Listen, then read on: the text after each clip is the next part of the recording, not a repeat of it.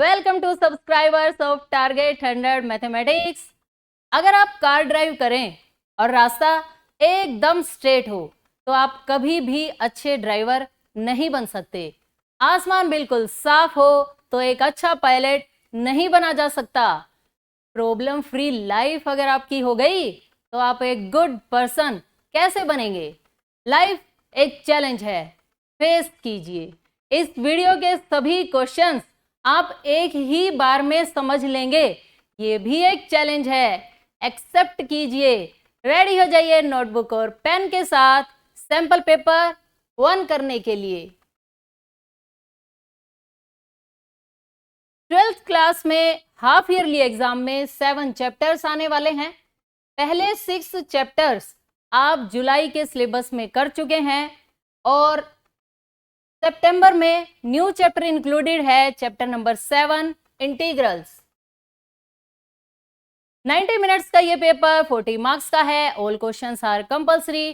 पहले 15 क्वेश्चंस एक नंबर वाले हैं, 16 to 18 2 मार्क्स, 19 to 21 3 मार्क्स और लास्ट के 2 क्वेश्चंस 5 मार्क्स के हैं। पहले 10 क्वेश्चंस एमसीक्यू हैं, आपको करेक्ट ऑप्शन पर टिक करना है। Question number 1, let a is equal to 1 minus 1 2 3 and b is equal to 1 4 9 6। Function defined है a से b, fx is equal to x square। हमें बताना है कि ये फंक्शन किस टाइप का है। तो देखिए, सबसे पहले आपको यहां पर a के एलिमेंट्स लिखने हैं, 1 minus 1 2 3। यहां लिखना b के एलिमेंट्स 1 4 9 6। ओके, फंक्शन कैसे डिफाइंड है?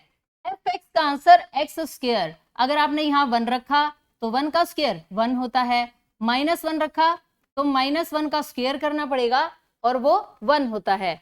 यानी 1 की इमेज 1, -1 की इमेज 1, 2 का स्क्वायर 4, 3 का स्क्वायर 9। ओके, हमें डायग्राम से साफ साफ दिखाई दे रहा है कि ये फंक्शन मैनी 1 टाइप का है। तो option c is correct. Now second question, cos inverse -1/2 की वैल्यू बतानी है। बड़ी ही सिंपल सी बात है, कोस इनवर्स -1/2 को आप थीटा के इक्वल मान लेंगे। कोस इनवर्स इस तरफ आकर क्या बन जाएगा, कोस थीटा और -1/2 एज इट इज। कोस में 1/2 कहां होता है, 60 पर। 60 को पाई की फॉर्म में कैसे लिखते हैं, π/3, यानी -cos π/3 ऐसे। अब इस माइनस को एडजस्ट करेंगे। कैसे एडजस्ट करना है, देखिए ध्यान से, cos theta is equal to cos -π/3। हमें ये चेक करना है क्या -π/3 cos इनवर्स की रेंज में है या नहीं। तो चलिए चेक करते हैं। cos इनवर्स की रेंज होती है 0 से पाई, क्लोज्ड इंटरवल। -π/3 का मतलब है -60 डिग्री और -60 डिग्री यहां होगा। ये इस रेंज में नहीं है और जब रेंज में नहीं होता तो हमें क्या लिखना पड़ता है, यहां pi. Now cos theta is equal to cos, LCM लेंगे आप, 3 पाई माइनस पाई 2 π/3। अब हम चेक कर लेते हैं क्या 2 π/3 रेंज में होगा या नहीं। पाई की वैल्यू 180/3 कैंसल किया, 60, 62 जा 120 डिग्री और 120 डिग्री कहां होगा, यहां। अब ये एंगल क्योंकि कोस इनवर्स की रेंज में आ गया इसलिए हम इन दोनों को कैंसिल कर देंगे और थीटा की वैल्यू आएगी 2 π/3। ओके, तो a option is correct answer. Now third question, matrix का क्वेश्चन है। ए एक नॉन सिंगुलर स्क्वायर मैट्रिक्स है, ऑर्डर है 3। हमें बताना है डिटरमिनेंट एडजॉइंट ए क्या होगा। इसका फॉर्मूला होता है हमारे पास, एडजॉइंट ए का determinant is equal to determinant a n-1, where n is order of matrix. यहां पर मैट्रिक्स का ऑर्डर 3 है, 3 - 1 की वैल्यू 2, तो answer will be P। Okay, question number 4, P की वैल्यू बतानी है। अगर ये मैट्रिक्स सिंगुलर हो, कोई भी मैट्रिक्स सिंगुलर कब होती है, अगर उसका डेटर्मिनेंट 0 के इक्वल आ जाए, a का determinant minus p 4 2 8 is equal to 0। यहां से आपको p की वैल्यू कैलकुलेट करनी है, तो आप माइनस p को इधर ले जाइए, plus p minus 8, it means p की क्या वैल्यू आ गई, माइनस 8। तो a option is correct answer. Question number 5, बिल्कुल ही सिंपल सा क्वेश्चन है। x मैट्रिक्स है ये, y के साथ ये मैट्रिक्स है, sum is equal to 10 5, the values of x and y। हमें x और y की वैल्यू बतानी है, बड़े ही आराम से बता सकते हैं आप। देखिए x और 2 की मल्टीप्लाई 2x प्लस y और माइनस 1 की multiply minus y is equal to 10। Similarly x और 3 की multiply 3x plus y is equal to 5। Okay, y से y हल हो जाएगा, 3 plus 2 5x is equal to 15। Multiply वाले नंबर्स राइट साइड आकर डिवाइड में चेंज हो जाते हैं और 15/5 का आंसर होता है 3। x की वैल्यू 3 यहां पर बस इसमें है, बाकी किसी ऑप्शन में नहीं है। It means this option is correct. अगर आप चाहें तो x की वैल्यू 3 यहां लिखेंगे, माइनस 3, x की वैल्यू 3 यहां लिखेंगे, यहां 2 into 3 minus y is equal to 10, y plus का हो जाएगा 10 माइनस का हो जाएगा 3 2 6, तो y की वैल्यू क्या आ जाएगी, -4। ये तो सी ऑप्शन इज करेक्ट। अगर आप y कैलकुलेट नहीं करते तो भी यही ऑप्शन सही आप लगा सकते हैं, अपने टाइम को बचा सकते हैं।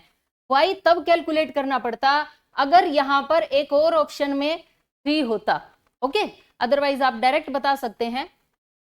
नाउ क्वेश्चन नंबर 6, एक मैट्रिक्स है A और डिटरमिनेंट की वैल्यू है 3, हमें 5A का डिटरमिनेंट बताना है। बड़ी ही सिंपल सी बात है, KA का डिटरमिनेंट होता है k की power n into determinant A। Simple सा फॉर्मूला है, k यहां पर कोई भी नंबर है, कांस्टेंट है, और n अगेन मैट्रिक्स का ऑर्डर होता है। हमें यहां चेक करना है 5A का डिटरमिनेंट। इट मीन्स 5 की पावर ऑर्डर, मैट्रिक्स का ऑर्डर कितना है 2 और A का डिटरमिनेंट कितना है 3। 5 5 25, 3 75, so C option is correct answer. Now question number 7, fx is equal to minus x plus 1 का स्क्वायर प्लस 10। हमें इस फंक्शन की मैक्सिमम और मिनिमम वैल्यू बतानी है। सिंपल सी बात है, मैक्सिमम वैल्यू वो वैल्यू होती है जिससे बड़ी उस फंक्शन की वैल्यू और कोई नहीं हो सकती, और मिनिमम का मतलब उससे छोटी वैल्यू कभी नहीं मिलेगी। तो देखिए हम पहले इसकी मैक्सिमम वैल्यू चेक करते हैं। आप x को पुट करें 1 2 300 200 500 1000, चाहे आप कुछ भी मान ले तो उसमें 1 ऐड करेंगे, उसका स्क्वायर करेंगे, लेकिन ये माइनस बैठा है, इस वजह से वो नंबर चाहे जितना भी बड़ा हो 10 में से तो उसे सब्ट्रैक्ट होना ही पड़ेगा, यानी वैल्यू कैसी आएगी, नेगेटिव। और क्या ये नेगेटिव वैल्यू फिक्स होगी कि इस वैल्यू से छोटी वैल्यू कभी भी नहीं आ सकती? ऐसा नहीं होगा। अब जैसे जैसे x की वैल्यू को पुट करते जाएंगे हमारे पास नंबर्स जो मिनिमम वैल्यूज हैं वो अलग अलग आती चली जाएंगी, ठीक है। तो इस फंक्शन की कोई भी मिनिमम वैल्यू तो है नहीं। दूसरी बात, क्या यहाँ पर कोई ऐसी वैल्यू है जिसे पुट करने से ये फंक्शन 10 से ज्यादा हो जाए, यानी 11 12? ऐसा भी कभी नहीं होगा, क्योंकि 10 प्लस का है और ये वाला नंबर माइनस का, यानी इस फंक्शन की वैल्यू कभी भी 10 से ज्यादा नहीं होगी। तो maximum value 10, a option is correct. Question number 8, integral का क्वेश्चन है। -1 to 1 x raise to power 17 cos raise to power 4x dx। इस इंटीग्रल को कैलकुलेट करने के लिए हम प्रॉपर्टीज का यूज करेंगे। देखिए कैसे, हमारे पास एक प्रॉपर्टी होती है -a to a fx dx। इस इंटीग्रल का डायरेक्ट आंसर 0 होता है। कब? अगर फंक्शन ओड हो जाए और डबल हो जाएगा, लिमिट्स चेंज हो जाएंगी 0 to a f x d x. कब? अगर फंक्शन हो जाए इवन। ओके, अब इवन और ओड होना क्या होता है? आपको कुछ नहीं करना, सिर्फ अपने फंक्शन में x को -x से रिप्लेस करके थोड़ी सी कैलकुलेशन करनी है और चेक करना है। अगर माइनस कॉमन आ जाए तो फंक्शन होता है ओड, और अगर माइनस हो जाए गायब, मतलब पता ही ना चले कि आपने x को -x से रिप्लेस किया भी था या नहीं किया था, तब फंक्शन होता है इवन। तो हम यहां पर इस फंक्शन को सिर्फ ये चेक कर लेते हैं कि ये ओड है या इवन। अगर ओड होगा तो डायरेक्ट आंसर 0, और अगर इवन हुआ तो डबल, लिमिट 0 से a f x d x. Okay, तो देखिए हमारे पास फंक्शन क्या है, x raise to power 17 cos raise to power, ये जो 4 लिखा हुआ है मैं इसे ऐसे लिख सकती हूँ, कोई दिक्कत नहीं, फुल ब्रैकेट और पावर 4। अब जहां जहां x वहां वहां आपको -x लिखना है, कोस -x ऐसे, और ये वाला 4। ओके, इसकी वैल्यू माइनस रहेगी क्योंकि पावर कैसी है, ओड। ठीक है, कोस के अंदर minus, cos of -x cos x होता है क्योंकि कोस का माइनस गायब हो जाता है, और ये वाला जो 4 है आप इसे अब यहां लिख सकते हैं। ओके, अब देखिए ध्यान से, ये क्या है, यही तो है स्टेटमेंट, यानी खुद फंक्शन। यहां आप एफ एक्स लिख सकते हैं। हमने x को -x से रिप्लेस किया और माइनस हमें बाहर मिला, उस केस में फंक्शन कैसा होता है, ओड। तो फंक्शन इज ओड, और अगर फंक्शन ओड है तो आंसर क्या होगा, 0। तो B option is correct answer. Now question number 9, assertion and reason questions. अब की बार हरियाणा बोर्ड के फाइनल एग्जाम में 3 क्वेश्चंस असर्शन और रीजन के आने वाले हैं। मैंने हाफ ईयरली एग्जाम में 2 क्वेश्चंस इस टाइप के बनाए हैं, क्वेश्चन नंबर 9 और क्वेश्चन नंबर 10, ताकि आपको ये आइडिया हो जाए कि इस टाइप के क्वेश्चंस कैसे किए जाते हैं। ओके, असर्शन का मतलब क्या होता है, असर्शन का मतलब होता है दावा करना। जैसे मैं ये दावा करूं कि अगर आप ये वीडियो कंप्लीट देख लेंगे तो आपके बहुत सारे कंसेप्ट्स क्लियर हो जाएंगे, इस बात को कहते हैं असर्शन। और इसका रीजन, रीजन का मतलब होता है कारण, कि जिस बात का दावा किया जा रहा है उसके पीछे क्या रीजन है, वो होता है रीजन।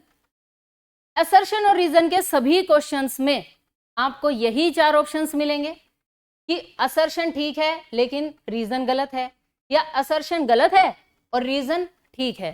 कई बार क्या होता है कि ठीक तो दोनों ही होते हैं और रीजन असर्शन की करेक्ट एक्सप्लेनेशन नहीं होती, और कभी कभी वो उसकी करेक्ट एक्सप्लेनेशन होती है। ओके, इसमें क्या ऑप्शन है, नॉट ए करेक्ट एक्सप्लेनेशन। तो इन चारों में से जो भी आपको सही लगे आप उसे टिक कर दें। अब ये क्वेश्चन किया कैसे जाता है, बिल्कुल सिंपल सी बात है। दावा किया गया कि -2 से 2 का definite integral logarithm this is equal to 0 होगा। कोई बात नहीं, हम इसे कैलकुलेट करके चेक कर लेंगे कि 0 आएगा या नहीं। अगर 0 आंसर है तो असर्शन इज करेक्ट। अब रीजन देखिए, if f is an odd function, अगर f कोई ओड फंक्शन है then -a to a f x d x की वैल्यू 0 होती है। ये बात तो बिल्कुल सही है, अभी हमने लास्ट क्वेश्चन में यही फॉर्मूला लगाया है, यही प्रॉपर्टी लगाई है कि -a to a f x d x का आंसर 0 होगा अगर फंक्शन ओड होगा। तो रीजन तो बिल्कुल करेक्ट है। असर्शन को और चेक कर लेते हैं, कैसे चेक करेंगे, देखिए ये इंटीग्रल है, इसमें से आप एफ एक्स को लिख लीजिए, लॉगरिथम 1 + x 1 - x। अब यहां एक फॉर्मूला लॉगरिथम m/n क्या होता है, लॉगरिथम m - लॉगरिथम n। इस रूल को आप अप्लाई करेंगे तो ये क्या बन जाएगा, logarithm 1 plus x minus logarithm 1 minus x. Okay, अब x को माइनस एक्स से रिप्लेस कर दीजिए। हम चेक कर लेते हैं कि फंक्शन ओड है या नहीं। जहां जहां x है वहां वहां आप माइनस एक्स लिख दीजिए। ये माइनस था, एक माइनस और लिखेंगे तो प्लस बन जाएगा। ओके, अब इन दोनों टर्म्स में से माइनस को आप ऐसे कॉमन लिखिए, ये वाली टर्म जो माइनस की है ये प्लस की हो जाएगी, यानी लोगरिथम 1 प्लस एक्स को मैंने इधर लिख दिया, और ये टर्म जो यहां प्लस की है ये हो गई माइनस। इस बात का क्या फायदा हुआ, आप देखिए ये लाइन और ये लाइन, ये दोनों लाइंस सेम है। ये किसकी वैल्यू है, फंक्शन की, तो मैं यहां पर एफ एक्स लिख सकती हूं इसके प्लेस पर। हम एफ ऑफ माइनस एक्स लेकर चले थे और क्या आ गया, minus F x. It means function कैसा बन गया, ओड। और अगर ये फंक्शन ओड है तो ये वैल्यू कितनी होनी चाहिए, 0, जो इन्होंने लिखी हुई है। अब ध्यान से देखिए, ये इंटीग्रल 0 है, बिल्कुल सही बात है। फंक्शन ओड हो तो ये इंटीग्रल 0 होता है, ये बात भी सही है। और हमने इस असर्शन में इसी फॉर्मूले का यूज किया है। It means assertion is correct, reason is correct, reason is a correct explanation for assertion, so C option is correct. Okay, एक क्वेश्चन और देखिए, ये भी उसी टाइप का क्वेश्चन है, ध्यान से समझने की कोशिश करना। असर्शन, दावा किया गया if x is equal to 80 square and y is equal to 280, then second derivative 2 के ऊपर ये आ जाएगा। तो ये भी हम कैलकुलेट करके चेक करेंगे कि ये बात कितनी सही है। दूसरी बात, रीजन है कि सेकेंड डेरिवेटिव ये होता है, ये बात बिल्कुल गलत है। सेकेंड डेरिवेटिव में आप कभी भी होल स्क्वायर और सेकेंड डेरिवेटिव का एक ही मतलब नहीं होता। हो सकता है किसी किसी क्वेश्चन में ये प्रॉपर्टी होल्ड कर जाए, लेकिन सेकेंड डेरिवेटिव का ये मतलब बिल्कुल नहीं होता। देखिए, आपने सेकेंड डेरिवेटिव किया किसी फंक्शन का, इसका मतलब क्या हुआ कि पहले फर्स्ट डेरिवेटिव किया गया dy बाई डी एक्स, और उसका एक बार फिर से डेरिवेटिव करना, उसे कहते हैं सेकेंड डेरिवेटिव। तो रीजन तो गलत है, ये बात तो बिल्कुल गलत है, और हम असर्शन को चेक कर लेते हैं। ये देखिए, x और y हमारे पास हैं, सेकेंड डेरिवेटिव चेक करना है 2 के ऊपर। सबसे पहले dx बाई डी टी 280, यहां से dy बाई डी टी की वैल्यू आ जाएगी 2a। ओके, और dy बाई dx बताइए क्या होता है, dy बाई dx का मतलब है dy by dt divided by dx बाई dt। dy बाई dt की वैल्यू बताइए 2a, और dx बाई dt की 2at, ये दोनों टर्म्स कैंसिल, और 1 बाई टी। कई बार बच्चे जल्दबाजी में यहाँ सिर्फ t लिख देते हैं, ये ध्यान नहीं रहता कि t डिनोमिनेटर में है, तो यहाँ पर थोड़ा सा आपको ध्यान रखना है। अब सेकेंड डेरिवेटिव करना है, d square y by d x square is equal to 1 by t का एक बार फिर से डेरिवेटिव जब आप करेंगे तो बिल्कुल वैसे ही करना है जैसे आप 1 बाई एक्स का करते हैं। 1 बाई एक्स का डेरिवेटिव क्या होता है, ये आपको याद होना चाहिए। अगर आपको 1 बाई एक्स का डेरिवेटिव करना है, आप इसे आज अच्छी तरह से याद कर लें। कैसे, 1 बाई एक्स को क्या लिखा जा सकता है, x की पावर -1, और डेरिवेटिव के अकॉर्डिंग -1 पहले लिखना है, और इसमें से 1 को माइनस करना है। इस 1 को आप हटा दीजिए, ये बन गया -2, इसका आंसर -2, और ये -2 डिनोमिनेटर में जाकर प्लस का 2 बन जाएगा। यानी 1 बाई एक्स का डेरिवेटिव आप याद रखें -1 बाई एक्स स्क्वायर होता है। ये बहुत जगह काम आने वाली वैल्यू है। तो ऐसे ही 1 बाई टी का डेरिवेटिव -1 बाई टी स्क्वायर, और साथ में क्योंकि यहाँ y और x हैं और ये t है, तो आपको dt बाई डी एक्स भी लिखना पड़ेगा। Okay, -1 by t square as it is, और dt बाई डी एक्स कहाँ से लाएंगे, यहाँ से।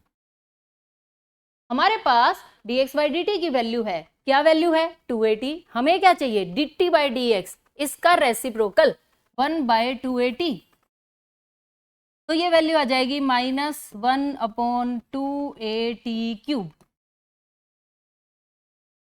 ये आ गया हमारे पास सेकेंड डेरिवेटिव। t की क्या वैल्यू कही गई है? t की वैल्यू कही गई है 2, तो हम t के प्लेस पर 2 पुट कर देते हैं।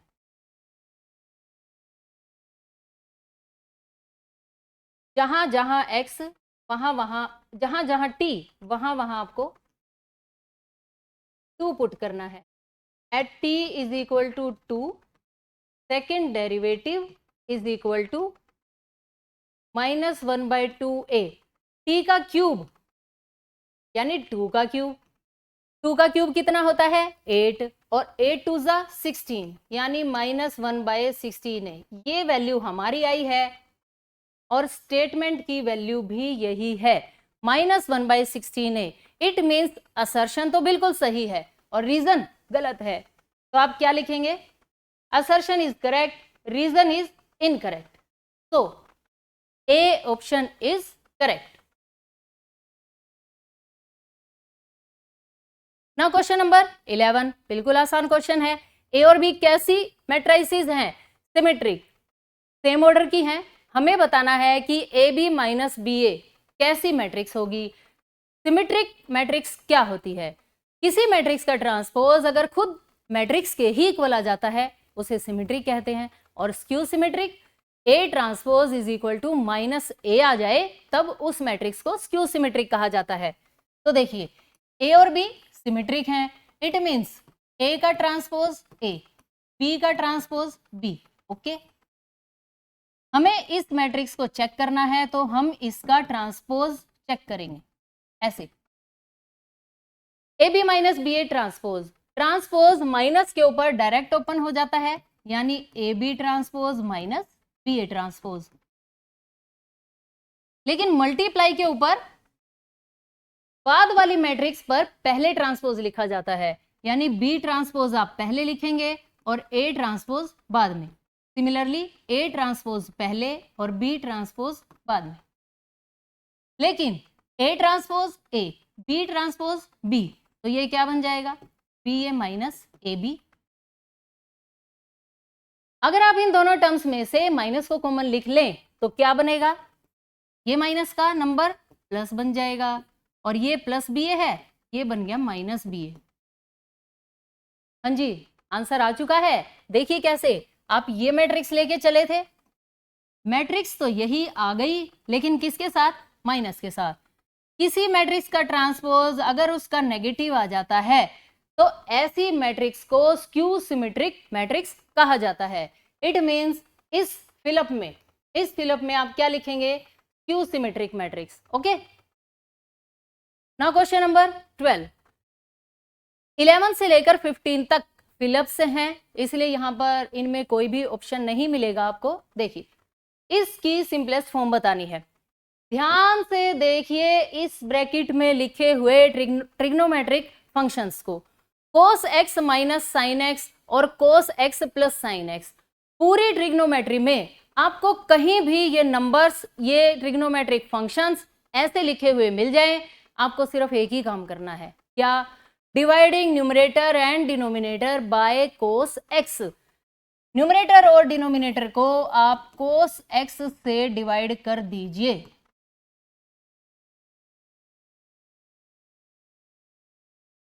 इससे क्या होगा? सवाल हो जाएगा इससे फटाफट। देखिए cos x से डिवाइड करेंगे 1, साइन बाय cos क्या होता है? 10, ये भी 1 प्लस 10x। ओके, ये ब्रैकेट में लिखी हुई टर्म 10π/4 माइनस x का फॉर्मूला है। 10π/4 माइनस x याद है आपको? 10a माइनस बी क्या होता है? 10a minus 10b divided by 1 plus 10a into 10b, और a के प्लेस पर क्या है? π/4, और 10π/4 1 होता है। ओके, इसका ये फॉर्मूला, ये दोनों टर्म्स कैंसल और π/4 minus x, which is required answer. Understand? Now question number 13। एक ट्रायंगल के 3 वर्टाइसिस गिवन है और हमें उसका एरिया कैलकुलेट करना है। बड़ा ही सिंपल सा सवाल है। एरिया ऑफ ट्रायंगल क्या होता है? अगर वर्टाइसिस गिवन हो x1 y1 x2 y2 x3 y3 1 1 1, ये अगर आप इस डिटरमिनेंट को सोल्व कर लें तो ट्रायंगल का एरिया आ जाएगा। अब वैल्यूज पुट करते हैं। ये x1 y1 x2 y2 x3 y3 3 8 -4 2 5 1 और ये वाला कॉलम 1 1। ओके, हाँ जी, डिटरमिनेंट कैसे कैलकुलेट होता है? सबसे पहले आप 3 लिखेंगे, 2 1 जा 2 1 1 जा 1 यानी 2 -1 ऐसे। सेकेंड टर्म के साथ माइनस लिखा जाता है। ये वाला कॉलम और ये वाली रो हटाने के बाद क्या बचा? -4 और -5, अगेन +1। इस कॉलम को और इस रो को गायब कर दीजिए। क्या दिखाई दे रहा है? ये 4 नंबर्स और क्रॉस मल्टीप्लाई करेंगे तो -4 -10। ओके, इन्हें हम सिंप्लीफाई कर लेते हैं। इसकी वैल्यू क्या आएगी? 3 -9 प्लस 9 8 जा 72 -14। 75 में से 14 को आप माइनस करेंगे 61/2। ये ट्रायंगल का एरिया आ गया। Understand? Now question number 14, differentiate करना है विद रिस्पेक्ट टू x। सबसे पहले फंक्शन को मान लीजिए y और dy/dx e raise to power x का डेरिवेटिव क्या होता है? खुद यही, यानी e raise to power cos x। अब e को छुपा लीजिए, ये छुप गया। cos x का डेरिवेटिव बताइए? -sin x।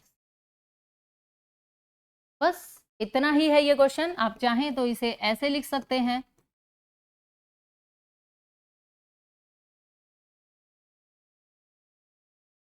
Which is required answer. Okay, now question number 15, इस इंटीग्रल की वैल्यू बतानी है। यहां भी हम प्रॉपर्टी का यूज करेंगे। बिल्कुल आसान क्वेश्चन है। देखिए कैसे, कौन सी प्रॉपर्टी का यूज होगा? यहां होगा 0 से a fx dx इक्वल होता है 0 to a f of a minus x dx। हाँ जी, अपर लिमिट में से अगर x को माइनस कर दें, a में से अगर x को माइनस कर दें तो इन दोनों इंटीग्रल्स की वैल्यू सेम होती है। यही प्रॉपर्टी हम इस सवाल में लगाने वाले हैं। I इज इक्वल टू 0 से π/2 एज इट इज रखेंगे। जहां जहां x है वहां वहां क्या लिखा जाएगा? π/2 minus x। Okay, minus cos π/2 minus x। Similarly denominator में भी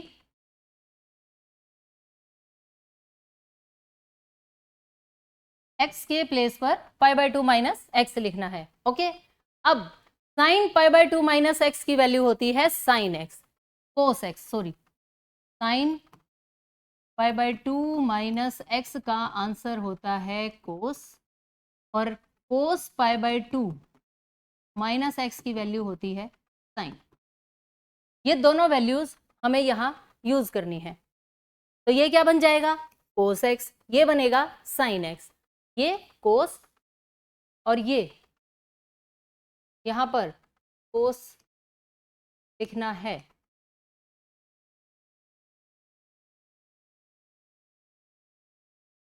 cos π/2 माइनस ऐसे, और ये cos किस में चेंज हो जाएगा?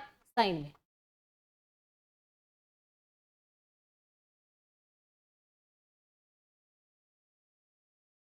बेस, अगर आपने इतना अपनी नोटबुक में लिख लिया है तो मैं ये सारा ही इरेज कर देती हूं यहां से।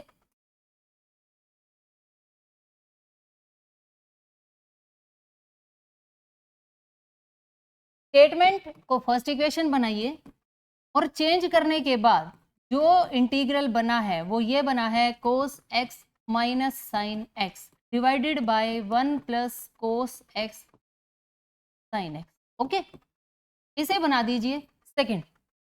एडिंग 1 and 2, दोनों इंटीग्रल्स को जैसे ही आप ऐड करेंगे, लेफ्ट साइड में लेफ्ट साइड ऐड की 2i, राइट में राइट ऐड करने वाले हैं, ध्यान से देखिए क्या दोनों का डिनोमिनेटर सेम है? साइन इंटू कोस या कोस इंटू साइन, कोई फर्क नहीं है, एक ही बात है। और जब डिनोमिनेटर सेम हो तो न्यूमरेटर्स डायरेक्ट ऐड हो जाते हैं, यानी sine x minus cos x ये वाली टर्म प्लस में ये वाली term cos x minus sine x, साथ में डी एक्स, साइन से साइन कैंसिल, कोस से कोस, न्यूमरेटर में तो कुछ बचा ही नहीं तो क्या हो गया? जीरो, और जीरो को किसी नंबर से आप डिवाइड करेंगे फाइनाइट नंबर से तो इसका आंसर भी जीरो। इंटीग्रल की क्या वैल्यू बन गई? 2i अगर जीरो है तो i की वैल्यू भी क्या आ जाएगी? जीरो। तो यहाँ फिलअप में क्या लिखा जाएगा? जीरो। ओके, और ये 15 क्वेश्चंस एक एक नंबर वाले फिनिश। क्वेश्चन नंबर 16 हमें प्रूव करना है, प्रूव दैट में एक साइड लेकर चलेंगे और दूसरी साइड अपने आप ही ऑटोमेटिक आ जाएगी। तो मैं यहां पर राइट हैंड साइड ले लेती हूं, 1/2 cos inverse 1 minus x divided by 1 plus x. क्या करना है आपको? यहां पर x को tan स्क्वायर थीटा पुट करना है। Okay, put x is equal to tan square theta.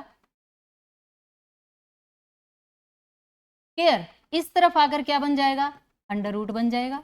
Okay, यहां से अगर मुझे थीटा कैलकुलेट करना पड़ जाए तो पहले ही कैलकुलेट करके रख लेते हैं ताकि बाद में जब ज़रूरत पड़े तो हम यहां से आकर थीटा को ले जाएं। ओके, और अब जहां जहां x है वहां वहां आपको tan स्क्वायर थीटा इसमें पुट करना है। चलिए रखते हैं, 1/2 cos inverse 1 minus tan square theta divided by 1 plus tan square theta. हाँ जी, स्टेटमेंट में सिर्फ x के प्लेस पर tan स्क्वायर थीटा पुट कर दिया। अब ध्यान से देखिए ये किसका फॉर्मूला बन गया? ये फॉर्मूला बन गया कोस 2 थीटा का। इससे ये कैंसिल, 1/2 इंटू 2 थीटा, 2 से 2 कैंसिल, सिर्फ क्या बचा? थीटा। एक वैल्यू कैलकुलेट करके आए थे हम अभी, थीटा की क्या वैल्यू है? tan inverse under root x. देखिए हम राइट साइड लेकर चले और लेफ्ट साइड आंसर आ गई, यानी हेंस प्रूव। स्टूडेंट्स पूछते हैं कि हमें कैसे पता चलेगा x के प्लेस पर क्या पुट करना है। देखिए अगर आप x के प्लेस पर tan स्क्वायर थीटा पुट नहीं करते तो क्या ये कोस का फॉर्मूला बनता? अगर ये कोस का फॉर्मूला नहीं बनता तो क्या हम इन्हें कैंसिल कर पाते? फिर क्या ये कैंसिल होते? नहीं। तो क्या पुट करना है ये आपको प्रैक्टिस से पता चलेगा। आपको पता चलेगा, अगर आपको सभी फॉर्मूले लर्न होंगे तब आपको पता चल जाएगा कि अगर मैं x के प्लेस पर tan स्क्वायर थीटा रख दूं तो ये कोस का फॉर्मूला बनेगा और फिर कोस इनवर्स से कोस कैंसिल हो जाएगा। ओके, नाउ क्वेश्चन नंबर 17, ए मैट्रिक्स गिवन है, एडजॉइंट फाइंड करना है। एडजॉइंट क्या होता है? कोफैक्टर्स का ट्रांसपोज। और कोफैक्टर्स कैसे फाइंड किए जाते हैं? A11, A12, A21 और A22। क्योंकि इन दोनों का सम ओड है इसलिए माइनस, यहां भी ओड है माइनस, और आपको अपनी तरफ से माइनस नहीं लगाना है। अब हम कैलकुलेट करते हैं। 2 का कोफैक्टर चाहिए, ये वाला कॉलम और ये वाली रो हटाने के बाद 4 दिख रहा है, 4 लिख दिया। सेकंड, यहां इसका कोफैक्टर चाहिए तो आप इस 3 वाले कॉलम को और इस रो को गायब कर देंगे तो कौन बचेगा? 1 बचेगा। ऐसे ही 1 के लिए क्या मिला? 3, और 4 के लिए क्या मिलेगा? 2। तो आप एडजॉइंट ए क्या लिखेंगे? पहले तो आप कोफैक्टर्स लिख दीजिए और फिर इसका ट्रांसपोज कर दीजिए। ओके, ट्रांसपोज का क्या मतलब होता है? जो ऐसे रो लिखी हुई है उसका कॉलम बनाना। 4 - 1 ऐसे लिखा है, आप ऐसे लिख दें।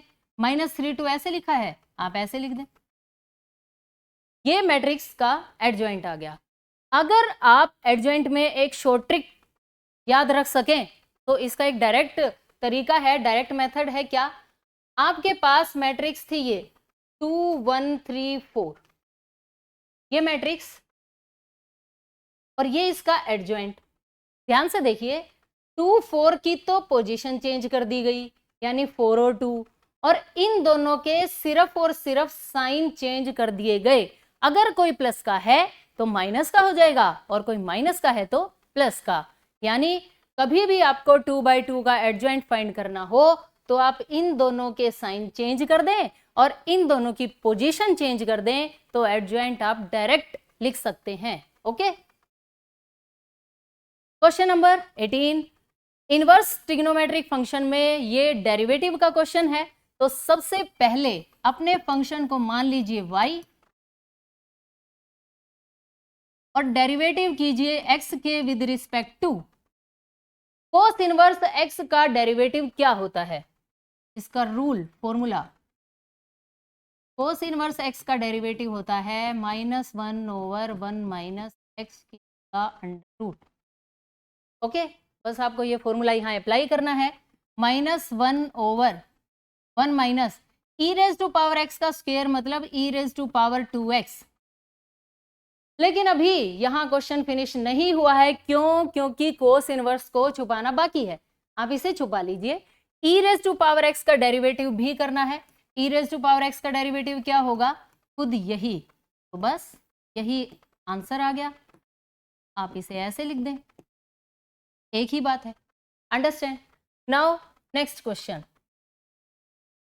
Question number 19, if cos y is equal to this with cos a not equal to +-1 prove that।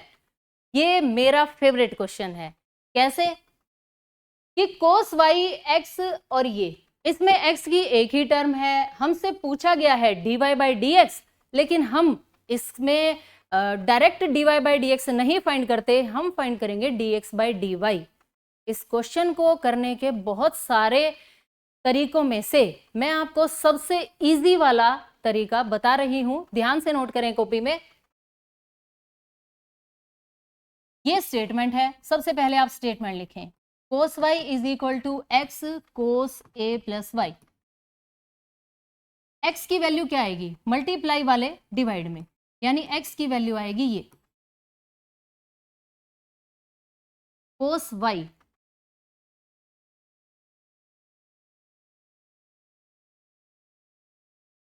ये मल्टीप्लाई में है, ये इधर डिवाइड में लिखा जाएगा cos a प्लस y। और अब मैं यहां से कैलकुलेट करती हूं dx/dy। ध्यान से देखिए, dx/dy। ओके, y के विद रिस्पेक्ट टू हमें यहां डेरिवेटिव करना है और यूज करेंगे u/v। u/v क्या होता है, डिनोमिनेटर का स्क्वायर यानी cos square a plus y, denominator as it is, numerator का डेरिवेटिव, cos y का डेरिवेटिव क्या होगा, माइनस साइन y। बस इतना ही, क्योंकि हम y के विद रिस्पेक्ट टू डेरिवेटिव कर रहे हैं। अब क्या लगता है, minus, numerator as it is. अब इसका डेरिवेटिव करना है, अगेन cos का डेरिवेटिव क्या होगा, minus sine a plus y। बस क्वेश्चन खत्म होने वाला है। ध्यान से देखिए, माइनस माइनस प्लस हो जाएगा और ये माइनस आगे लिखा जाएगा, तब स्टेटमेंट क्या बन जाएगी, स्टेटमेंट बनेगी minus cos a plus y sine y plus cos y sine a plus y। Okay, divided by ये जो cos square a plus y है ये एज इट इज, इसे हम कुछ नहीं कहेंगे। एक formula sine a cos b minus cos a sine b, ये फॉर्मूला इस क्वेश्चन में अप्लाई होगा। Sine a minus b, rule होता है sine a cos b minus cos a sine B.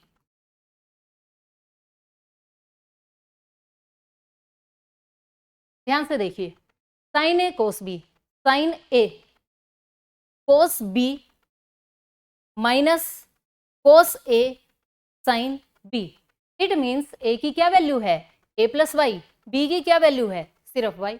और फॉर्मूला क्या कहता है, अगर आप इस तरफ हैं तो साइन ए माइनस बी लिख सकते हैं, यानी sine a plus y minus y. ये कंप्लीट न्यूमरेटर क्या बन जाएगा, sine a plus y minus y, बस। ओके, यहां फॉर्मूला अप्लाई हो गया और denominator as it is. Understand, y से वाई कैंसल हो गया और ये वैल्यू किसकी आई है, dx बाई dy की। हमें क्या चाहिए, dy बाई dx, तो हम इसको क्या करें, पलट दें। dy बाई dx बनाने के लिए जो डिनोमिनेटर है उसे न्यूमरेटर बना दें और जो न्यूमरेटर है साइन ए उसे डिनोमिनेटर। चेक कर लीजिए अपना आंसर, देखिए cos square a plus y divided by sine a. Understand, ध्यान से अगर आप इस क्वेश्चन को करेंगे तो इससे आसान कोई भी क्वेश्चन नहीं है, और अगर डायरेक्ट करने लग जाएंगे तो इससे मुश्किल क्वेश्चन आपको मिलेगा नहीं। क्वेश्चन नंबर 20, ये इंटीग्रल इवेल्युएट करना है, इसे भी करने का एक तरीका है जो आपको ध्यान रखना है। क्या, ये जो डिनोमिनेटर है sine x into cos x, इसमें आप डिनोमिनेटर को कोस एक्स से मल्टीप्लाई और डिवाइड कर लीजिए। ये तो है स्टेटमेंट, मैंने इसे कोस एक्स से डिवाइड कर दिया और कोस एक्स से मल्टीप्लाई कर दिया। ओके, अब क्या करें बताइए, अब काट दे कोस को कोस से, इसको इससे काट देते हैं, है ना। अरे जहां से चले थे वहीं पहुंच जाएंगे, अगर आपने यहां पर कोस को कैंसिल कर दिया तो फिर क्या करें, आपको ये करना है कि ये जो साइन बाय कोस लिखा हुआ है इसे तो बनाना है 10 और कोस इंटू कोस को बनाना है कोस स्क्वायर। तो देखिए आपकी स्टेटमेंट ये बन जाएगी ऐसे। अब क्या करना है, हमारा काम होता है कि अपने क्वेश्चन की स्टेटमेंट को धीरे धीरे से इजी मोड में लेके आना, ताकि बाद में आंसर आराम से कैलकुलेट हो जाए।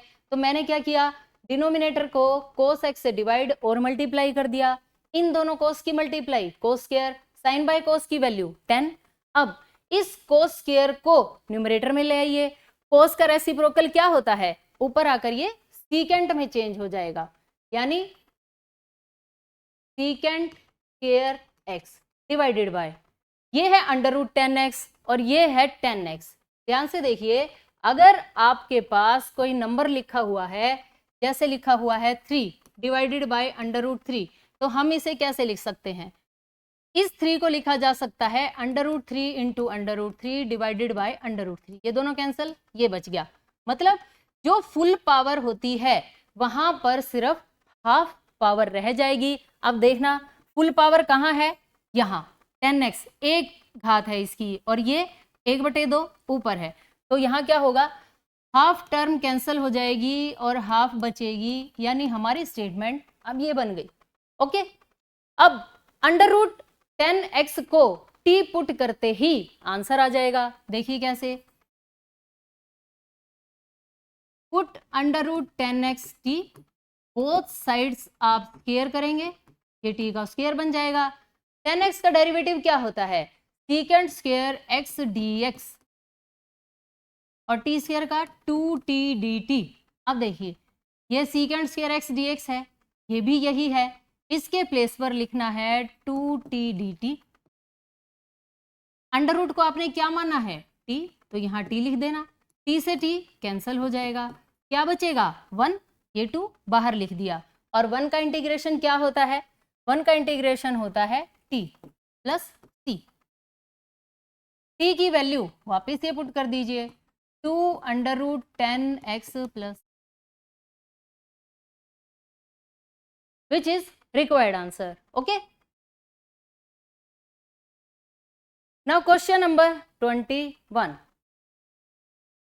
हमारे पास फाइनल एग्जाम में केस स्टडी के क्वेश्चन भी आने वाले हैं फाइनल एग्जाम में, तो उस क्वेश्चन की भी आपको थोड़ी बहुत समझ हो जाए कि वो क्वेश्चन किस टाइप का होता है।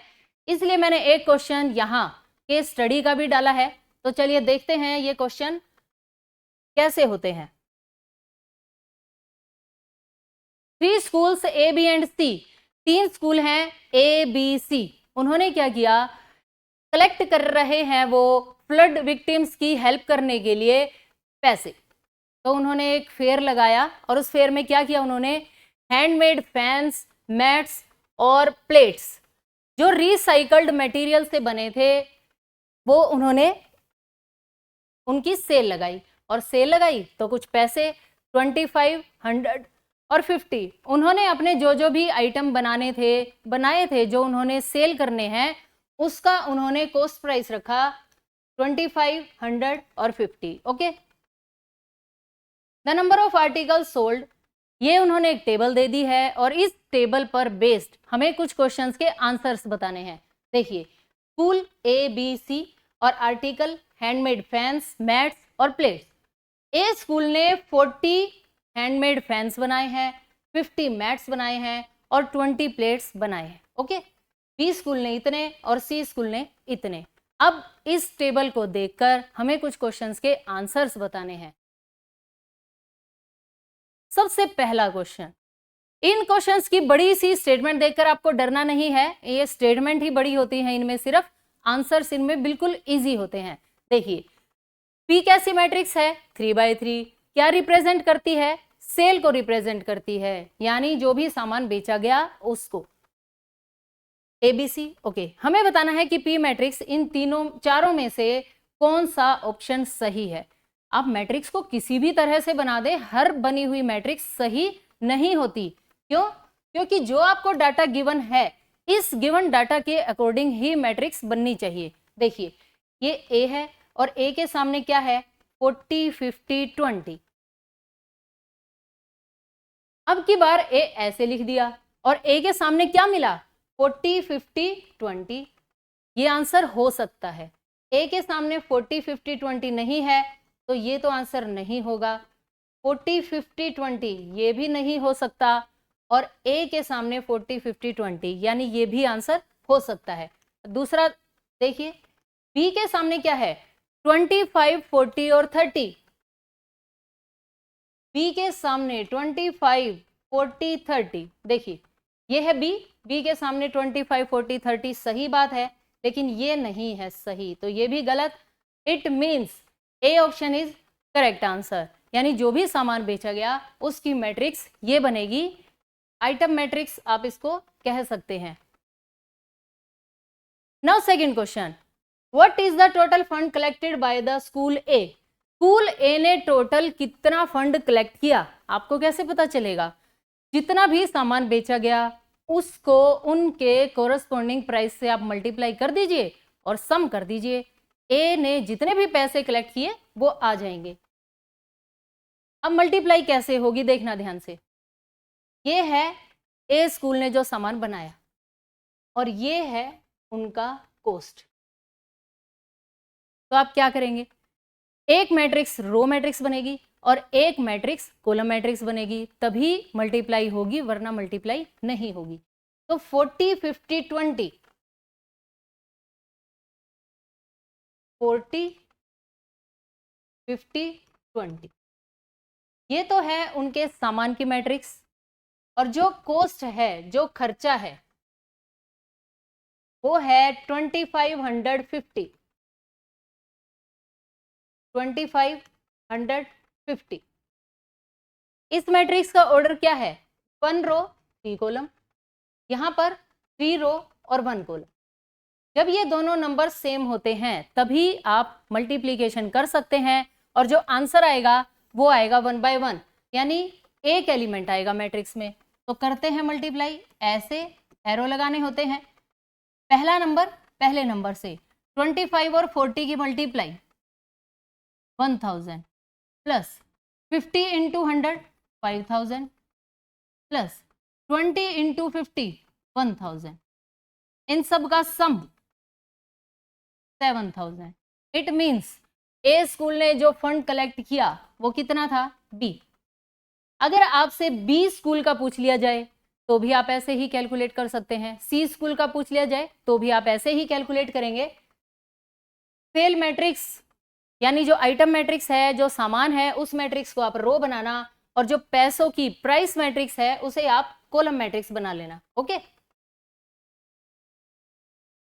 Now question number 3, the total funds collected for the required purpose is. हमें यह बताना है कि तीनों स्कूल्स का टोटल फंड। तो अब की बार हम मल्टीप्लाई टोटल की कर देंगे। टोटल की मल्टीप्लाई करने का मतलब जो आप ये पी मैट्रिक्स बनाकर आए थे 40 50 20 और ये है प्राइस मैट्रिक्स, इन दोनों की मल्टीप्लाई कर देते हैं और तीनों स्कूल्स का फंड जो भी आएगा उन तीनों टर्म्स को आपस में ऐड कर देंगे, हमारे पास टोटल फंड की वैल्यू आ जाएगी। तो पी क्यू, इस रो की मल्टीप्लाई इस कॉलम से अभी हम करके आए हैं, यही मल्टीप्लाई, कोई बात नहीं, एक बार फिर से कर लेते हैं। 40 इंटू 25 का क्या आंसर होगा? 1000 प्लस 5000 प्लस 1000। ओके, अब सेकेंड रो, ये सेकेंड रो इस कॉलम से मल्टीप्लाई होगी, तो बताइए 25 25 625, 40 इंटू 100 4000, 30 इंटू 50 1500। अब थर्ड रो 35 और 25 की मल्टीप्लाई 875 प्लस 50 इंटू 100 5000, 40 इंटू 50 2000, इन सब का सम 7000, और जब आप इन्हें ऐड करेंगे तो ये कितना आएगा?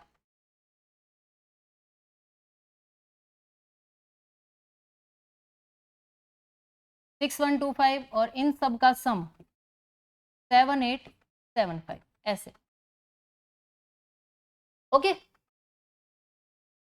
हमसे पूछा गया टोटल फंड्स, ये फंड ए स्कूल को मिला, ये बी स्कूल ने कलेक्ट किया, ये सी स्कूल ने, लेकिन हमसे क्या पूछा गया है? टोटल। तो हम इन सभी का सम कर देते हैं 21,000। तो B option is correct answer. तो ये क्वेश्चन था केस स्टडी का, आपको इसमें बिल्कुल भी घबराने की जरूरत नहीं है, आपको बहुत ध्यान से आराम से सारे क्वेश्चंस करने हैं। Okay, now question number 23, solve the system of equations. Matrix का ये क्वेश्चन है, 110% ये क्वेश्चन फुल 5 मार्क्स में आता है। आपको एक्स वाई जेड की वैल्यू फाइंड करनी होती है मैट्रिक्स का यूज करके, इनवर्स का यूज करके। तो देखिए कैसे करेंगे आप ये क्वेश्चन। यहां तो एक्स वाई और जेड डिनोमिनेटर्स में है, तो हम क्या करें, इन्हें न्यूमरेटर में ले आए। कैसे लाएं? यूं नहीं एक्स को यहां से उठाया और ऊपर रख दिया, ऐसे नहीं होगा। आपको क्या करना पड़ेगा, 1/x को मान लीजिए a, 1/y को मान लीजिए b, और 1/z को मान लीजिए c। ओके, अगर 1/x की वैल्यू a है तो 2/x की क्या वैल्यू हो जाएगी? 2a। ये मैट्रिक्स क्या बन जाएगी? 3b, और ये बन जाएगी 10c इज इक्वल टू 4। तीनों इक्वेशंस में आप एक्स वाई जेड को हटाकर ए बी सी ऐसे लिखेंगे, 4a minus 6b plus 5c is equal to 1, 6a plus 9b minus 20c is equal to 2। Okay, ये हमारा न्यू सेट ऑफ इक्वेशंस बन गया। अब हमें यहां से ए मैट्रिक्स बनानी है, बी बनानी है और एक्स बनाना है। कुछ भी बात नहीं है, इन कोफिशिएंट्स को अगर आप लिख कर एक 3/3 की मैट्रिक्स बना देंगे, उसका नाम ए लिख देना। एक्स वाई जेड क्या होता है? अब तो यहाँ पर ए बी सी है, तो कोई बात नहीं, हम यहाँ पर ए बी सी की कॉलम मैट्रिक्स बनाएंगे और उसका नाम एक्स लिख देंगे, और ये कांस्टेंट 4 1 2 इस मैट्रिक्स का नाम लिखा जाएगा बी। अंडरस्टैंड? ए मैट्रिक्स में और क्या क्या आएगा? 4 - 6 5, 6 9 - 20। अंडरस्टैंड? ये तीनों मैट्रिसेस बनाने के बाद हमें ए का डिटर्मिनेंट फाइंड करना है, एडजॉइंट फाइंड करना है, ए इनवर्स फाइंड करना है, और फिर ए इनवर्स की इस 412 से मल्टीप्लाई करके हम ए बी सी लेकर आएंगे और ए बी सी की वैल्यूज यहां रखने से एक्स वाई जेड आएगा। बहुत ज्यादा काम लग रहा है लेकिन है नहीं, बिल्कुल ही आसान क्वेश्चन है ये देखिए, ये मैंने तीनों मैट्रिक्स यहां पर लिख दी हैं। अब ए का डिटर्मिनेंट कैसे कैलकुलेट करेंगे, ये 2 लिखा, इन दोनों की मल्टीप्लाई 120 माइनस 9 5 जा 45। ओके, सेकेंड टर्म से पहले माइनस लगाया जाता है, ये कॉलम और ये रो हटाने के बाद 4 इंटू माइनस 20 माइनस 80, 6 5 जा 30।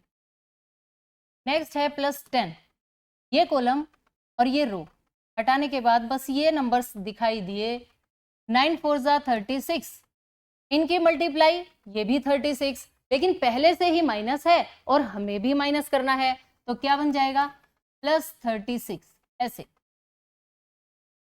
ओके, अब 2 इंटू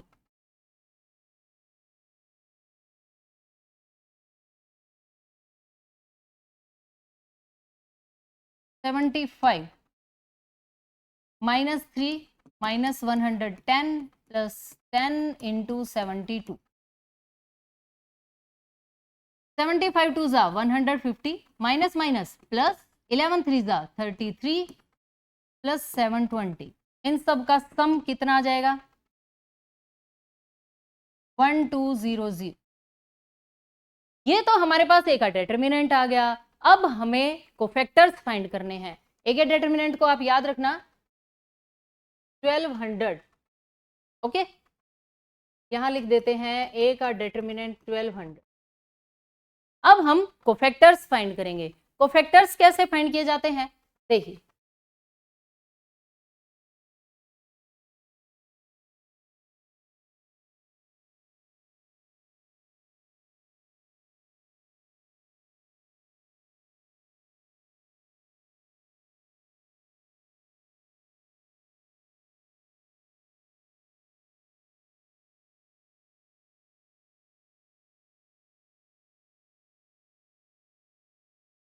A11 कोफैक्टर्स की आपको एक ट्रिक बता रखी है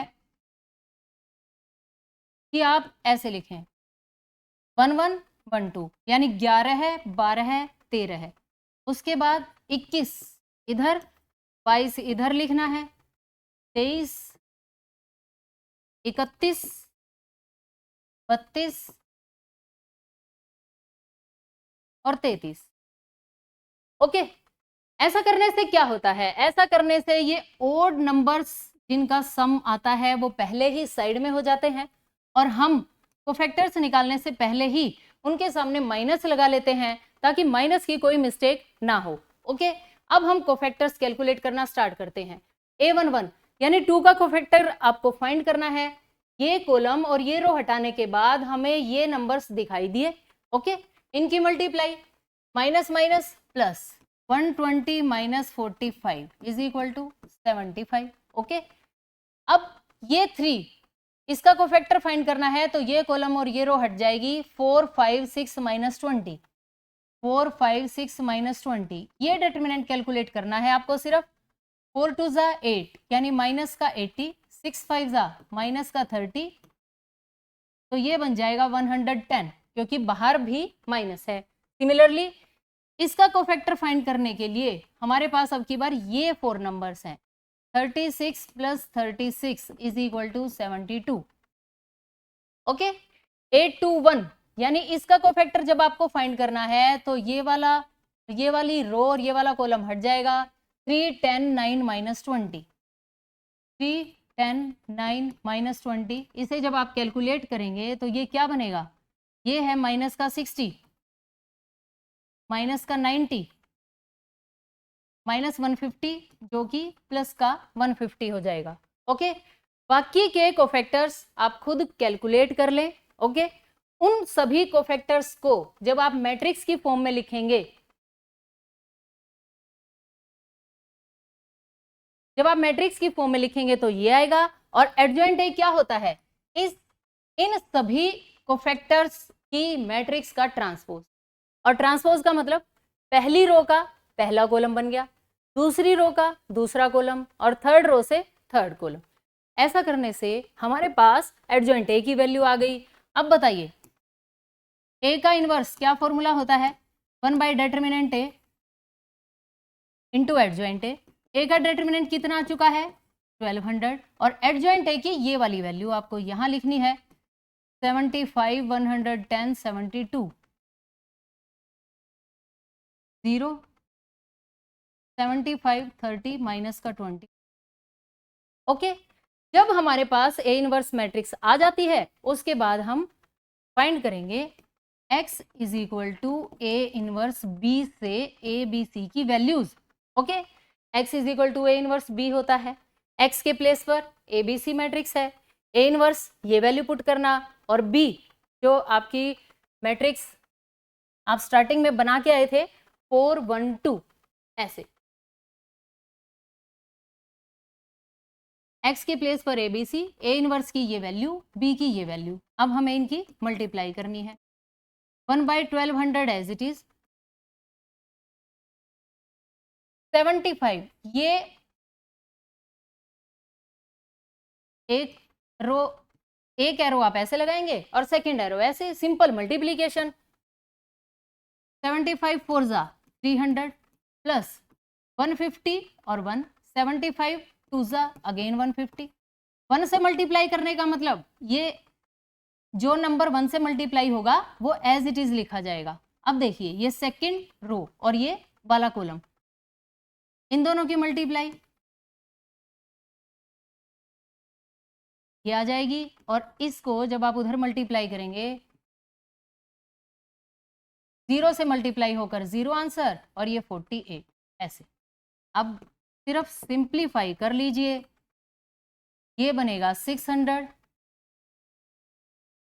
ये बनेगा 400 और ये बनेगा 240। ओके, कैंसल करेंगे, 1200 सबको डिवाइड करेगा तो ये आएगा 1/2, फिर आएगा 1/3 और फिर आएगा सबके डिवाइड में जब आप 1200 लिखेंगे जैसे 240 डिवाइडेड बाय 1200 क्या वैल्यू बनेगी, ये एक 0 कैंसिल, 2 24 5 ही बन जाता है तो ये आ गया 1/5 ऐसे। ये हमारे पास वैल्यूज आई है ए बी सी की, ए बी सी की। तो अब आपको क्या करना है, अब आपको बिल्कुल स्टार्टिंग में जहां आपने माना था ए बी सी के प्लेस पर यहां आके वो वैल्यूज रखेंगे और एक्स वाई जेड का आंसर आ जाएगा।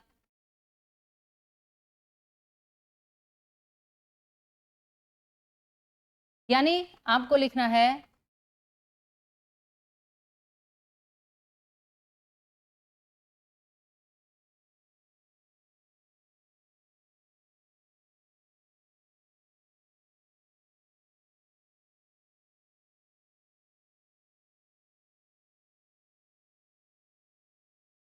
देखिए ए की वैल्यू 1/2, बी की वैल्यू 1/3 और सी की वैल्यू 1/5 आ चुकी है।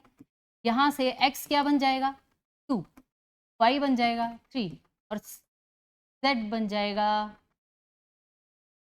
5। ओके, तो 2, 3, 5 ये इस क्वेश्चन का आंसर हो गया और 5 मार्क्स का ये question finish. Now next question, इसी क्वेश्चन की चॉइस में ये एक इंटीग्रल का क्वेश्चन है और यहां भी हम इंटीग्रल की प्रॉपर्टीज का यूज करेंगे। देखिए ध्यान से, सबसे पहले गिवन इंटीग्रल को आई मानना है, अंडरस्टैंड, और अगेन फिर से वही रूल आप यहां अप्लाई करेंगे, कौन सा, 0 से π/4 लोगरिथम 1 + 10, x को रिप्लेस कर दीजिए π/4 माइनस x के साथ ऐसे dx। 10a - b का क्या फॉर्मूला होता है, 10a - b का रूल होता है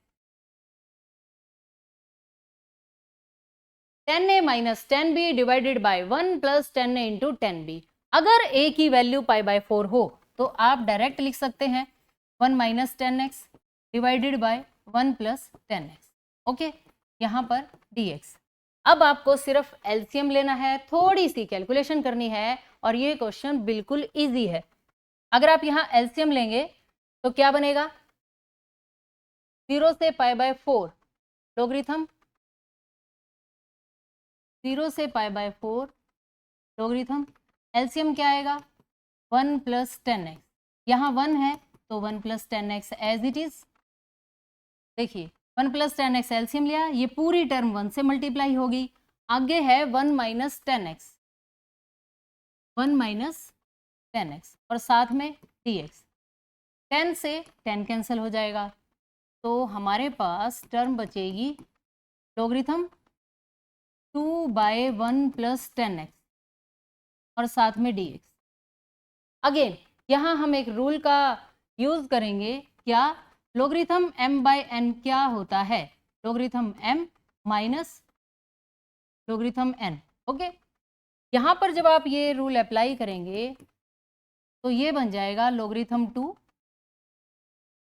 dx माइनस इंटीग्रल भी मैंने अलग अलग कर दिया है 1 प्लस 10x dx। ओके, और इस साइड i लिखा ही हुआ है, अंडरस्टैंड। अब जरा एक बार स्टेटमेंट देखिए, 0 से pi by 4 logarithm 1 plus 10x, 0 से पाई बाय 4 लोगरिथम रह गया, कोई बात नहीं, लोगरिथम 1 प्लस 10x। ये वाली टर्म और स्टेटमेंट बिल्कुल सेम है, तो क्या मैं इसके प्लेस पर i लिख सकती हूँ, लिख सकते हैं बिल्कुल। और माइनस का i इस तरफ आकर किस में चेंज हो जाएगा, प्लस के i में, यानी i इज इक्वल टू 0 से pi by 4 logarithm 2 minus logarithm 2 dx minus i। ये इस तरफ आकर प्लस में चेंज हो जाएगा तो ये क्या बनेगा 2i।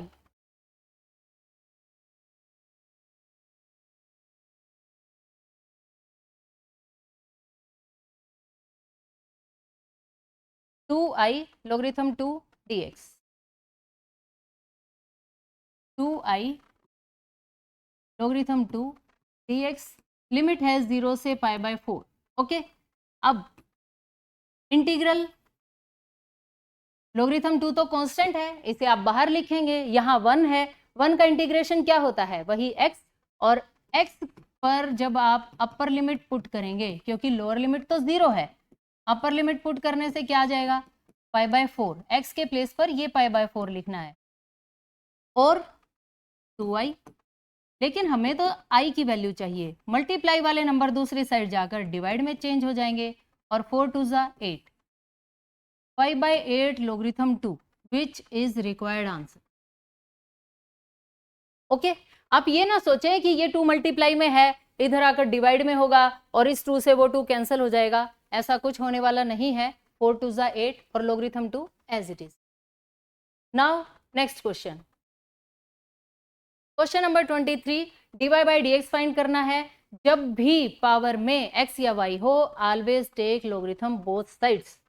ओके, डेरिवेटिव फाइंड करने के लिए टेकिंग लोगरिथम बोथ साइड।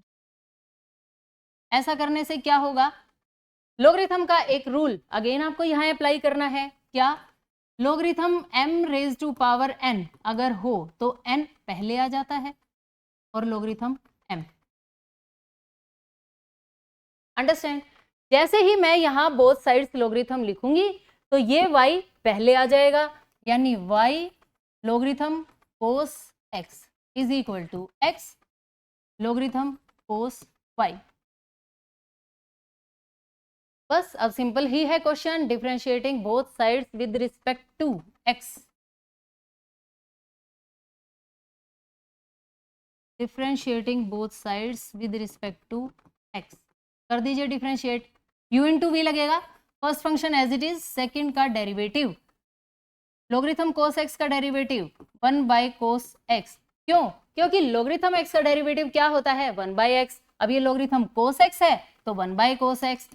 अभी लोगरिथम को छुपा लीजिए, कोस का डेरिवेटिव बताइए minus sine x, u into v first function as it is, second का डेरिवेटिव प्लस, अब सेकंड को आराम से बैठाइए, logarithm cos x as it is और y का डेरिवेटिव क्या होगा, dy/dx। अभी ये सिर्फ लेफ्ट साइड का डेरिवेटिव आया है और हमें राइट साइड का भी कैलकुलेट करना है। अगेन आप u इंटू वी अप्लाई करेंगे। First function as it is मैं यहां लिख देती हूं। सेकंड का डेरिवेटिव 1/cos y और cos y का डेरिवेटिव क्या होता है, -sin y।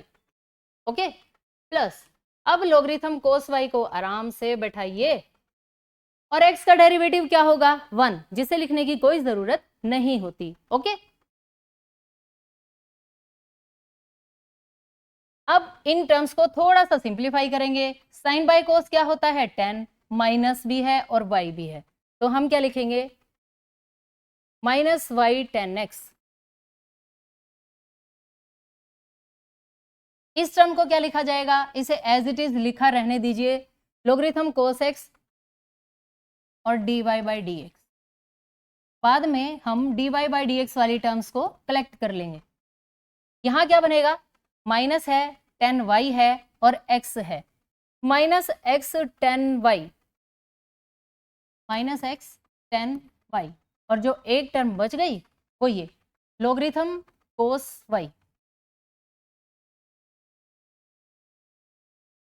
अच्छा, इस साइड तो dy/dx आया ही नहीं, रह गया। देखिए एक बार, first function as it is, logarithm cos y का डेरिवेटिव 1/cos y, लोगरिथम छुपा लिया, कोस y का डेरिवेटिव -sin y, कोस कौन छुपाएगा, कोस को भी तो छुपाना है, और y का डेरिवेटिव यहाँ एक टर्म और आएगी dy/dx। ओके, तो ये dy/dx यहां लिखना है आपको, logarithm cos y plus logarithm cos y। Okay, dy/dx वाली टर्म्स को इधर इकट्ठा कर लीजिए, लोगरिथम कोस x, और ये माइनस का नंबर इस तरफ आकर प्लस का हो जाएगा, और मैंने अब की बार dy/dx को कॉमन लिख दिया। ओके, ये logarithm cos y as it is, ये -y10x इस तरफ आकर +y10x में चेंज हो जाएगा। अंडरस्टैंड, क्वेश्चन खत्म हो गया है।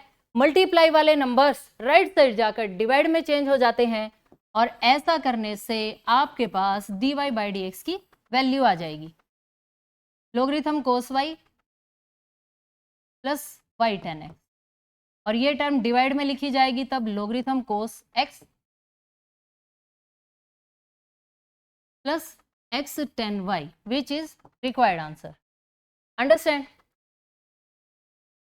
नाउ क्वेश्चन नंबर 23 की चॉइस में, ये लास्ट क्वेश्चन है इसका, 23 की चॉइस में ये क्वेश्चन है, show that the right circular cone of least curved surface and given volume has an altitude equal to √2 time the radius of base.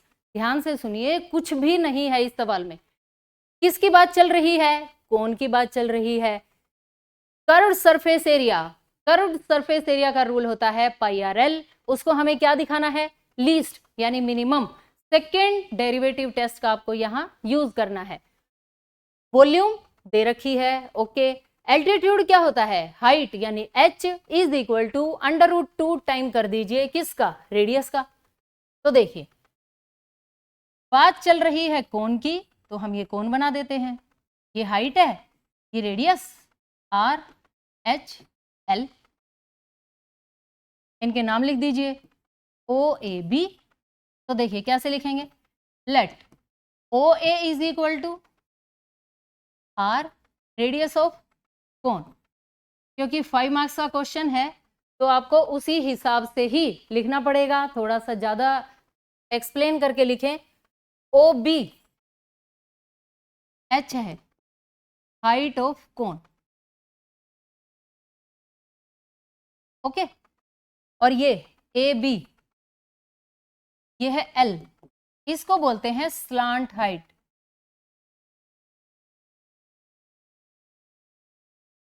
इस कोन की स्लांट हाइट। अब सबसे पहली बात, ये 90 डिग्री है, ये राइट एंगल ट्रायंगल है, इसमें पाइथागोरस थ्योरम यूज होगी, L² is equal to R² plus H²।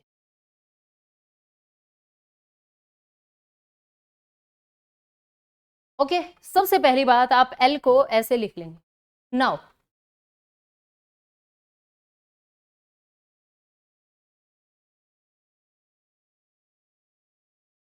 Given क्या है?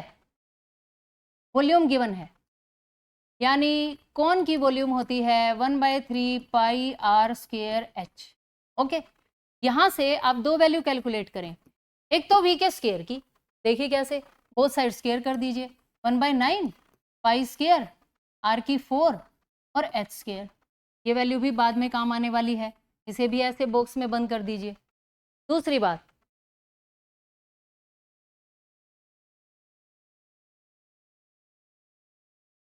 कर्व सरफेस एरिया एस भी हमें दे रखा है, जिसका मैक्सिमा मिनिमा बताना है पाई आर एल. इसका भी स्क्वायर कर दीजिए, pi square r square l square. Okay, अब हमें यहां पर वैल्यूज पुट करनी है. फर्स्ट डेरिवेटिव करेंगे, उसको 0 के इक्वल रखेंगे, वहां से तो कंडीशन आ जाएगी √2 टाइम वाली, और सेकेंड डेरिवेटिव से मिनिमम का पता चल जाएगा, लीस्ट कर्व सरफेस एरिया का.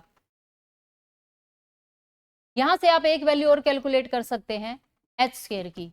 इसकी वैल्यू चाहिए 9v square divided by multiply वाले नंबर डिवाइड में पाई स्क्वायर आर की 4. हाँ जी, अब देखिए एल स्क्वायर है r square plus h square, इसे बना दीजिए फर्स्ट इक्वेशन. यहां पुट करना r square plus h square ऐसे, और एच स्क्वायर की ये वाली वैल्यू इसे बना देना सेकंड और इसे लिख देना थर्ड. यहां लिखना यूजिंग 1. सारी बातें आपको डिटेल में बतानी है, कौन सी वैल्यू आपने कहां से यूज की है. इस ब्रैकेट को ओपन करने से पहले ही आप एच स्क्वायर की वैल्यू पुट कर लें. पाई स्क्वायर आर स्क्वायर, ये r square as it is, h square की ये वैल्यू मैंने यहां पुट कर दी 9v square divided by pi square r की 4 ऐसे. ओके, अब आप इस ब्रैकेट को ओपन कर दीजिए. पाई स्क्वायर आर की 4, ये बन गया आर की 4 plus pi square r square into 9v square pi square r की पावर 4. देखिए पाई स्क्वायर से पाई स्क्वायर कट गया, आर स्क्वायर 2 कट गए, 2 बच गए, यानी पाई स्क्वायर आर की 4 plus 9v square divided by r square. बस इतना ही. ये हमारे पास, अब हम इसका डेरिवेटिव बड़े आराम से कर सकते हैं. फर्स्ट डेरिवेटिव आपको करना है विद रिस्पेक्ट टू आर. देखें, और पेज है हमारे पास, तो हम एस स्क्वायर को, और आप इसको जेड भी मान सकते हैं, let s square is equal to z. Z मान लीजिए ताकि डेरिवेटिव में आसानी हो. तो जेड हमारे पास क्या है, पाई स्क्वायर आर की 4 9v square upon r square. Differentiating with respect to r, 4 पहले लिख देंगे, 4 pi square r cube plus 9v square ऐसे लिखे रहिए 1 by r square. 1 by r square का डेरिवेटिव आपको डायरेक्ट याद होना चाहिए, बिल्कुल कॉमन सेंस की बात है. अभी इसी पेपर में हमने 1 बाय एक्स का डेरिवेटिव क्या लिखा था, -1 बाय एक्स स्क्वायर. ओके, अब अगर आपको D by d x 1 by x square का ही डेरिवेटिव करना पड़ जाए, तो इसका डेरिवेटिव क्या बनेगा, -2 बाय एक्स क्यूब. ऐसे कुछ वैल्यूज आपको डायरेक्ट लर्न होनी चाहिए. तो ये है 1 by r square, r square का डेरिवेटिव क्या बनेगा, -2 बाय आर क्यूब ऐसे. Okay, 4 pi square r cube plus minus की multiply, -9 2 18 v square divided by r cube. अब फर्स्ट डेरिवेटिव को हमें 0 के इक्वल रखना है, और वहां से कंडीशन आ जाएगी, put dz by d r is equal to 0. इस वैल्यू को आप 0 के इक्वल लिखिए. 4 pi square r cube is equal to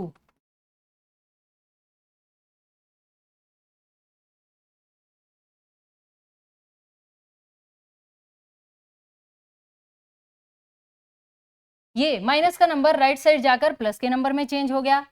जो जो टर्म्स कैंसिल हो जाएंगी उन्हें हम कैंसिल कर देंगे और जो बचेंगी उनमें देखिए क्या क्या बचता है हमारे पास। ये वी स्क्वायर को भी पुट करना पड़ेगा, इसीलिए तो वी स्क्वायर बना के आए थे हम। ये देखो ये रहा वी स्क्वायर की ये वैल्यू आप पहले यहां पुट करेंगे। तो चलिए देखते हैं।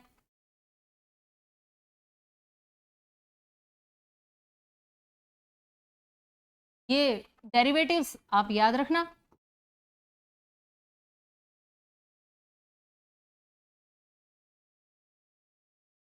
और वी स्क्वायर की वैल्यू हम पुट करते हैं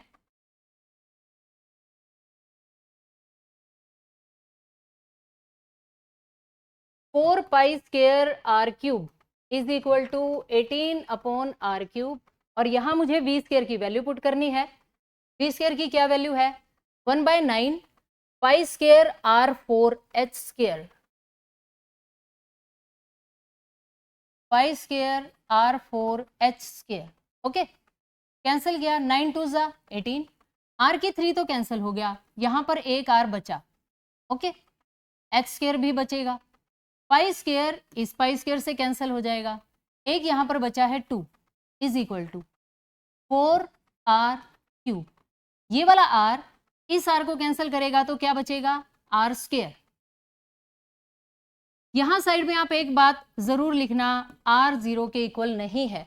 आर क्या है कोन की रेडियस, और कोन की रेडियस 0 नहीं हो सकती, क्योंकि अगर कोन की रेडियस 0 हो जाएगी तो फिर तो कोन ही नहीं बचेगा।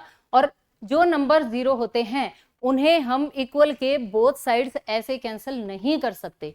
ओके, हमने ये कैंसिल इसलिए किया क्योंकि ये नंबर कैसा है नॉन जीरो। अब आपको क्या करना है स्क्वायर रूट लेना है both sides, taking square root. Square root लेने से क्या होगा देखिए 4 का क्या बन जाएगा 2, आर स्क्वायर का क्या बन जाएगा आर इज इक्वल टू इस 2 का क्या बन जाएगा अंडर रूट 2। आप चाहें तो ये कैंसिल भी तो हो सकते हैं, 2 2 जा 4। जितना आप कैंसिल कर सकें उतना पहले कैंसिल कर ले। अब स्क्वायर रूट लेंगे तो 2 का अंडर रूट बन गया, इसका आर बन गया और इसका एच बन गया। यही तो आंसर लाना था, यही तो कहा था कि एल्टीट्यूड यानी हाइट क्या है under root 2 time radius of cone. Condition तो आ गई ठीक है, लेकिन मैक्सिमा या मिनिमा का कब पता चलेगा जब आप सेकंड डेरिवेटिव करेंगे। और सेकंड डेरिवेटिव के लिए हमारे पास ये फर्स्ट डेरिवेटिव की वैल्यू है ये वाली, ये है हमारे पास फर्स्ट डेरिवेटिव, इसका हमें सेकंड डेरिवेटिव करना है।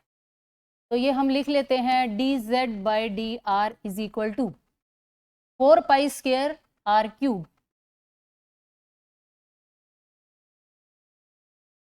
Minus 18 v square by r cube minus 18 v square upon r cube. अब हम इसका एक और डेरिवेटिव करते हैं d square z by d r square with respect to r. जब आप ये डेरिवेटिव करेंगे 3 आगे आ जाएगा, 3 4 जा 12 pi square r square. Okay, minus 18 v square को आप आराम से बाहर लिखिए, हमें तो सिर्फ 1 बाई आर क्यूब का डेरिवेटिव करना है। फिर से वही बात आ गई, डी बाई डी एक्स करना है आपको 1 बाई एक्स क्यूब का। तो बताइए क्या होगा डेरिवेटिव -3 डिवाइडेड बाय एक्स की पावर 4। तो इसका डेरिवेटिव भी -3 डिवाइडेड बाय आर की पावर 4। ऐसे 12 pi square r square minus minus plus 18 3 जा 54 v square divided by r की पावर 4। हमें सिर्फ ये चेक करना होता है कि सेकंड डेरिवेटिव का क्या साइन आएगा। वैल्यू कौन सी पुट करनी होती है, वैल्यू आपको पुट करनी होती है ये वाली। इस वैल्यू को सेकंड डेरिवेटिव में पुट करने से साइन अगर प्लस आए तो मिनिमा होता है और माइनस आए तो मैक्सिमा होता है। आप वैल्यू पुट कर लीजिए कोई भी, यहां देखिए स्क्वायर स्क्वायर स्क्वायर और पावर 4। अगर कोई माइनस की वैल्यू आई भी तो भी इन स्क्वायर्स और पावर 4 से वो माइनस प्लस में बन जाएगा, यानी ये सेकंड डेरिवेटिव क्या है ग्रेटर देन 0 है। इट मीन्स तो एस यानी सरफेस एरिया यहां पर curved surface area is minimum कब, व्हेन कंडीशन क्या आई है, h is equal to √2r। Okay, एक बार स्टेटमेंट देखिए आप, राइट सर्कुलर कोन का कर्व्ड सरफेस एरिया हमने क्या दिखा दिया, लिस्ट दिखा दिया, कंडीशन भी आ गई, एल्टीट्यूड यानी हाइट √2 टाइम है किसके, रेडियस के। Okay, which is required answer. और इसी के साथ आपने ये पूरा पेपर कंप्लीट कर लिया है। अगर किसी भी क्वेश्चन में कोई दिक्कत है तो आप मुझे कमेंट सेक्शन में ज़रूर बताएं। वीडियो को ज़्यादा से ज़्यादा लाइक करें, शेयर करें, अपने व्हाट्सएप स्टेटस पर लगाएं और असर्शन रीजन के केस स्टडी के इन क्वेश्चंस की अपनी तरफ से भी आप प्रैक्टिस करें। Thanks for watching, bye bye, take care. और चैनल को सब्सक्राइब करना बिल्कुल ना भूलें क्योंकि सेकंड सैंपल पेपर की वीडियो भी जल्दी ही आने वाली है।